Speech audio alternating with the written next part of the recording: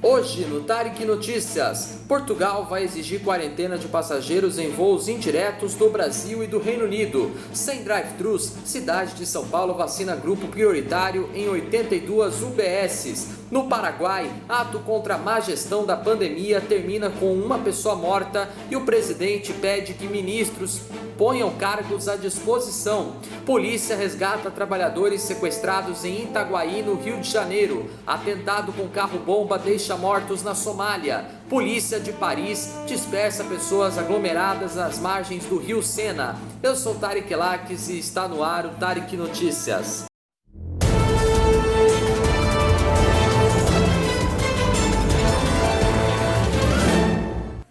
Olá, boa noite para você.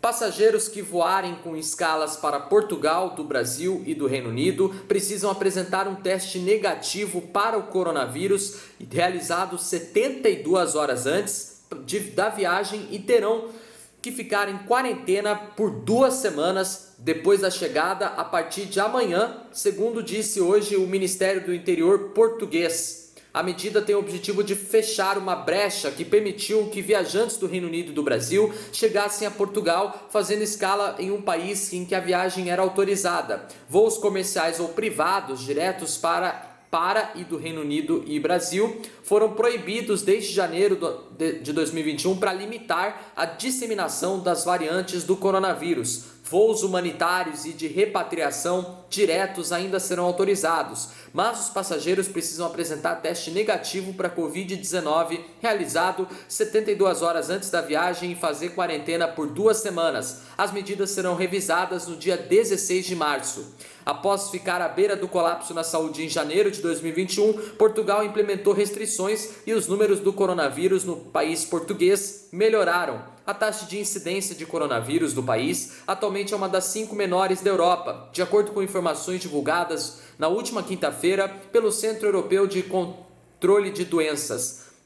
Trata-se de uma mudança em relação ao cenário do começo do ano. A situação começou a se alterar no dia 15 de janeiro de 2021, quando o governo ordenou um lockdown. Poucos dias depois, Portugal começou a reagir e os números começaram a se igualar aos de outubro. As autoridades de saúde do país afirmam que parte da piora que ocorreu em janeiro se deve a uma variante do coronavírus inicialmente detectada no Reino Unido. Com a melhora, a expectativa agora é que os planos para tornar o lockdown menos rígido sejam revelados no dia 11 de março. E aqui no Brasil, a imunização do grupo prioritário da primeira etapa da campanha de vacinação contra o novo coronavírus continuou hoje na capital paulista em 82 UBSs sem o sistema drive-thru. A Prefeitura de São Paulo encerrou temporariamente a operação em 14 grandes postos do sistema drive-thru porque a cidade já vacinou a maior parte do público-alvo desta etapa. Mais de 90% dos idosos entre 77 e 79 anos e cerca de 95% dos idosos da faixa etária de 80 a 84 anos. Hoje, para otimizar o atendimento, as equipes da Secretaria Municipal da Saúde foram concentradas em 82 das 468 unidades de saúde que ficam abertas até às 7 horas da noite.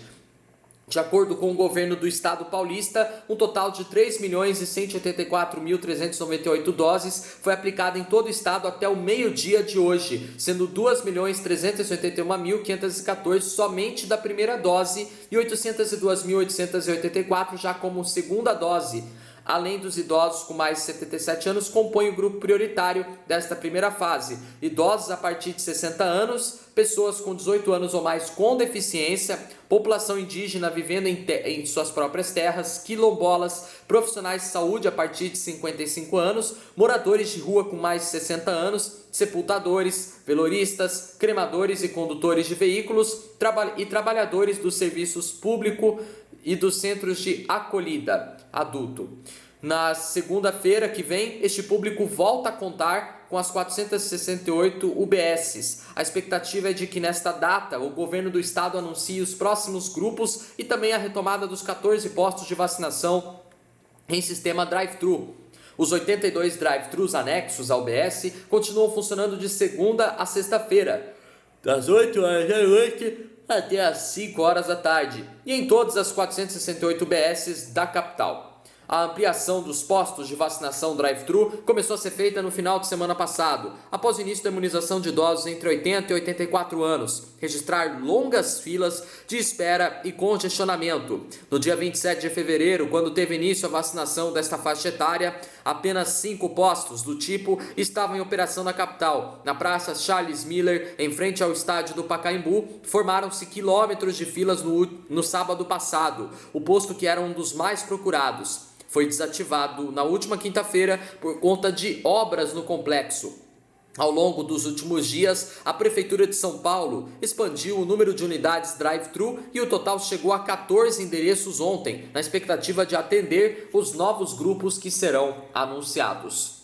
E olha, manifestantes e policiais entraram em confronto em Assunção, capital do Paraguai, ontem à noite, depois de um protesto contra a forma como o governo tem gerenciado a pandemia de coronavírus no país paraguaio. Ao menos uma pessoa morreu e 20 ficaram feridas. Os participantes do ato também reivindicaram a renúncia do presidente paraguaio Mário Abdo Benítez, que é acusado de fazer uma gestão desastrosa diante do colapso na saúde.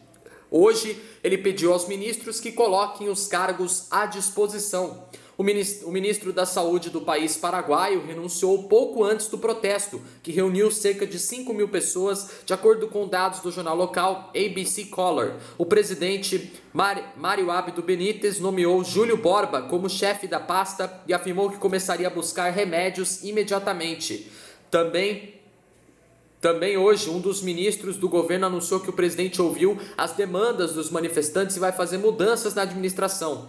Em Cidade do Leste, outra cidade do Paraguai, praticamente todos os leitos de UTI e enfermaria estão ocupados. Paraguaios e brasileiros que vivem no país vizinho estão cruzando a fronteira para tentar buscar atendimento no lado brasileiro em Foz do Iguaçu, no Paraná, que também está com as UTIs lotadas.